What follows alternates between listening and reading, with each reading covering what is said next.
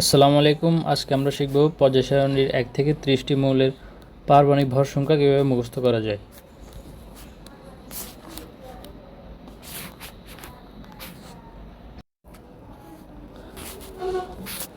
নবম দশম শ্রেণীর জন্য এটা খুবই গুরুত্বপূর্ণ যে 1 থেকে 30টি মৌলের পারমাণবিক ভর সংখ্যা এবং এটির পারমাণবিক সংখ্যা মুখস্থ রাখা।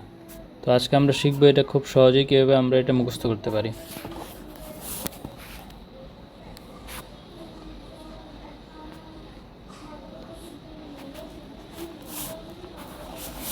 এটা মুখস্থ করার জন্য আমি আপনাদেরকে 4 থেকে 5টি ছোটোখাটো সমীকরণ দেখিয়ে দিব, ওগুলো একটু মুখস্থ করলে হয়ে যাবে।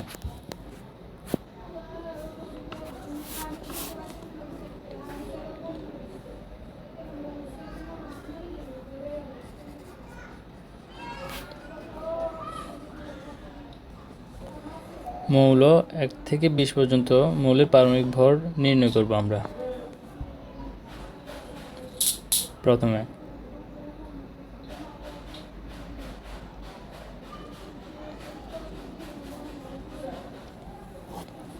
মৌল 1 থেকে 20 পর্যন্ত মৌলের পারমাণবিক ভর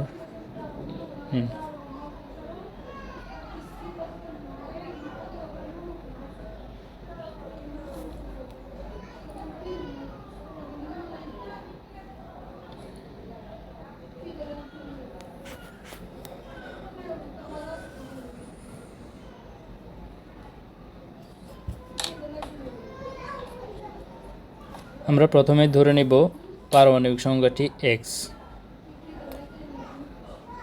1 থেকে 20 পর্যন্ত যে কোনো মৌলের পারমাণবিক সংখ্যাটি x ধরে নেব।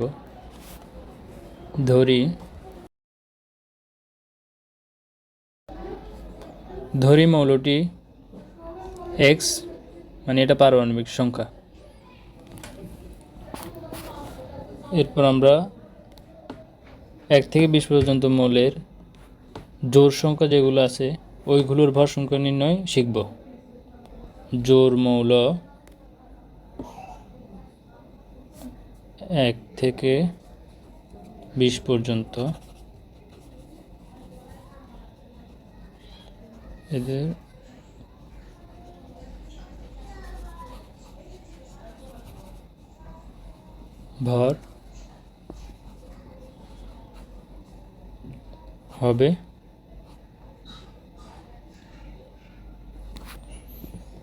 ভর হবে আমরা একে 2 দিয়ে পারমাণবিক সংখ্যাটাকে গুণ করে দিলেই আমরা এদের ভর পেয়ে যাব।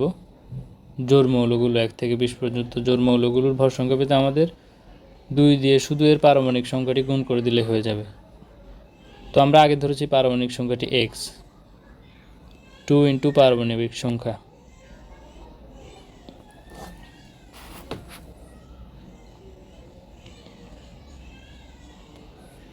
তাহলে এদের ভর হবে 2 ইন্টু x।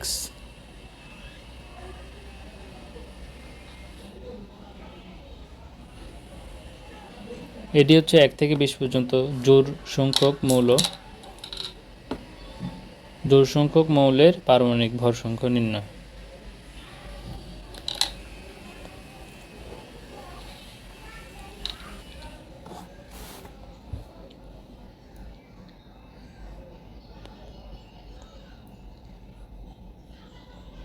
থেকে 20 পর্যন্ত জোড় মৌল। এরপরে আমরা শিখব বিজোড় সংখ্যক 1 থেকে 20 পর্যন্ত মৌলের পারমাণবিক ভর সংখ্যা কীভাবে নির্ণয় করতে হয়। বিজোড় 1 থেকে 20 এর জন্য ভর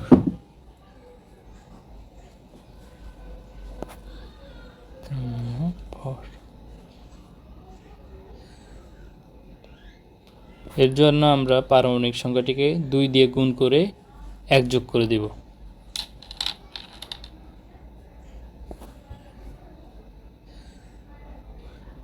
টু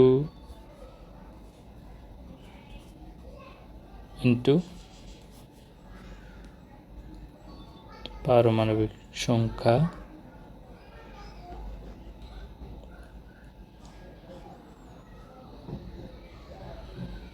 ব্র্যাকেট দিয়ে +1। শুধু আমরা 2 দিয়ে গুণ করে এক যোগ করে দিলে 1 থেকে 20 পর্যন্ত বিজোড় মৌলসমূহের পারমাণবিক ভর সংখ্যা পেয়ে যাব। তো বিজোড় সংখ্যক 1 থেকে 20টি মৌলের পারমাণবিক ভর সংখ্যা সমান 2 × x + 1। এখানে x হলো পারমাণবিক সংখ্যা, যেটা আমরা আগেই ধরে নিয়েছিলাম।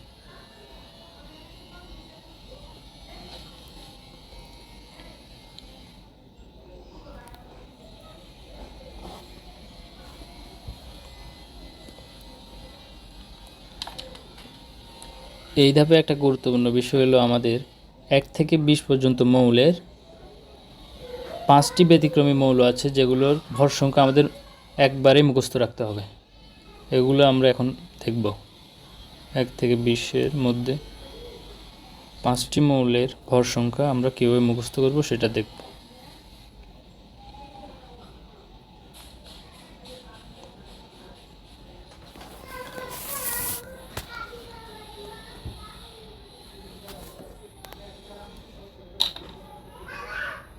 এটা হলো হাইড্রোজেন 1 নাম্বার মৌল,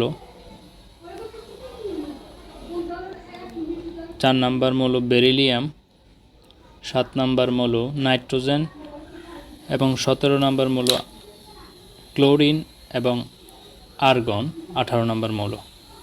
এই 5টা মৌলের ভর সংখ্যা কিন্তু আমাদের মুখস্থ রাখতে হবে। এগুলোর জন্য কোনো ট্রিক্স আমরা ব্যবহার করছি না, এগুলো আমরা সরাসরি মুখস্থ করে ফেলব। এরপরে এবার আমরা 21 থেকে 30-এর ভর সংখ্যার জন্য নিয়মগুলো দেখব। 21 থেকে 30-এর মৌলগুলোর জন্য কীভাবে আমরা পারমাণবিক ভর সংখ্যা মুখস্থ করব।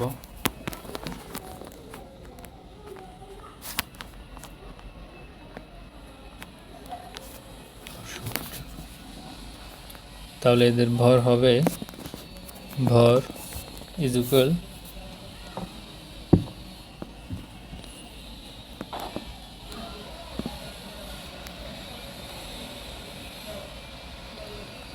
টু ইন্টু পারমাণবিক সংখ্যা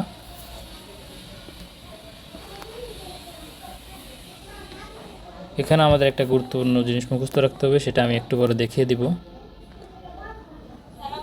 এগুলো হচ্ছে আমাদের এখানে প্রত্যেকটা মৌলের সাথে আলাদা আলাদা কিছু সংখ্যা যোগ হবে। 2 দিয়ে গুণ করার পর আমরা ওই সংখ্যাগুলো যোগ করে দেব। এটা একটু ব্যতিক্রম, এটা একটু অন্যরকম মনে হলো আমাদের। এটা মোটামুটি এটা তুলনামূলক সহজ, এটা আমরা সহজেই পারবো।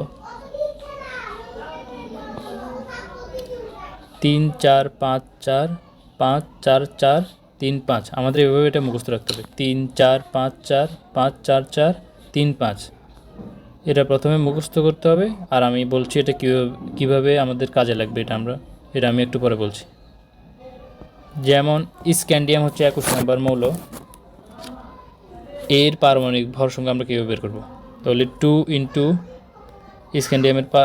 স্ক্যান্ডিয়ামের পারমাণবিক সংখ্যা প্লাস 3, এটা হচ্ছে 21 নম্বর মৌলের জন্য। তাহলে এর ভর সংখ্যা হলো 45। এভাবে আমরা প্রত্যেকটা মৌলের জন্য আলাদা আলাদা ভর সংখ্যা আলাদা আলাদা ডিজিট এখানে রেখেছি, যেগুলো 2 দিয়ে পারমাণবিক সংখ্যা গুণ করার পর যোগ করলে আমরা ওই মৌলটির পারমাণবিক ভর সংখ্যা পেয়ে যাব। তো এখানে 3 4 5 4 5 4 4 3 5 আমাদের এভাবে এটা মুখস্থ রাখতে হবে। এটা আমরা সিরিয়ালি যোগ করব। যেমন 3 হচ্ছে স্ক্যান্ডিয়ামের জন্য, 4 হচ্ছে টাইটানিয়ামের জন্য, এরপরের 5 হচ্ছে ভ্যানাডিয়ামের জন্য, এরপরের 4 হচ্ছে ক্রোমিয়ামের জন্য, এরপরের 5 হচ্ছে ম্যাঙ্গানিজ। এভাবে করে আমরা জিঙ্ক পর্যন্ত যোগ করতে থাকবো এই সংখ্যাগুলো, এবং আমরা পারমাণবিক ভর সংখ্যা পেয়ে যাব। 2 ইন্টু পারমাণবিক সংখ্যা প্লাস এই সংখ্যাগুলো যোগ করলে আমরা কাঙ্ক্ষিত পারমাণবিক ভর পেয়ে যাব। আর এর মধ্যে 21 থেকে 30টি মৌলের মধ্যে একটি ব্যতিক্রমী আছে, যেটা আমরা মুখস্থ রাখব। ওইটা হচ্ছে কপার।